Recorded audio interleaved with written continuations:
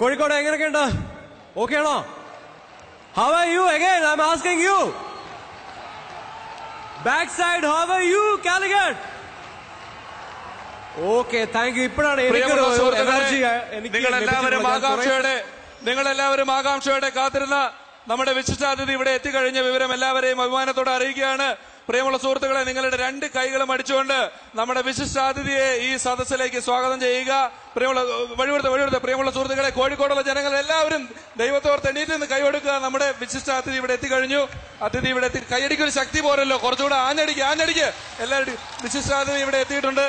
അദ്ദേഹത്തിന് നിങ്ങളുടെ എല്ലാവരുടെയും ക്ഷണം സ്വീകരിച്ചാണ് അദ്ദേഹം എത്തിയിട്ടുണ്ട്. ഒട്ടും സമയം ഉണ്ടായിട്ടല്ല അദ്ദേഹം ഇവിടെ എത്തിയിട്ടുള്ളത്.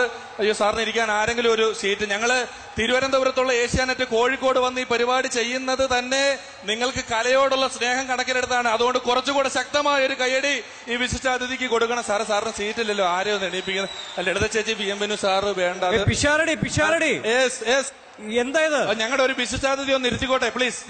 ഞാനൊരു പ്രോഗ്രാം അനൗൺസ് ചെയ്യാൻ വേണ്ടി ഇവിടെ നിൽക്കുക. നിങ്ങൾ അതിനിടയിൽ നിങ്ങൾ അത് കാര്യങ്ങൾ ഭംഗിയായിട്ട് നടത്തും. നമ്മൾ നിങ്ങൾക്ക് ആളെ അറിയാത്തത് കൊണ്ടാണ് നിങ്ങൾ ഇങ്ങനെ സംസാരിക്കുന്നത്. ഹലോ, ആരെങ്കിലും ഒന്ന് വിനീത് സാർ ഒന്ന് എണീറ്റ് കൊടുത്ത്. ഗംഗാധരൻ സാർ, നിങ്ങൾ ഒരു പരിചയമില്ലാത്ത ആൾ ഇതിന്റെ ഇടയിൽ കയറി ഇരിക്കേണ്ട വല്ല കാര്യമുണ്ടോ? ഒന്ന് എണീറ്റ്. എണീക്ക് സാറേ. ഞാനിവിടെ ക്രിക്കറ്റ് കളിക്കാൻ വന്നതാ. എണീക്ക്. Please sir. പിഷാരടി, നിങ്ങളെ പ്രോഗ്രാം അലമ്പാൻ വേണ്ടി വന്നോളൂ. എനിക്ക് അറിയാൻ പറ്റില്ല, ഞാൻ ചോദിക്കുക. രാജേഷ് ഹബ്ബാർ അല്ലേ? അറിയാൻ കേട്ടോ, കാണുന്നുണ്ട്.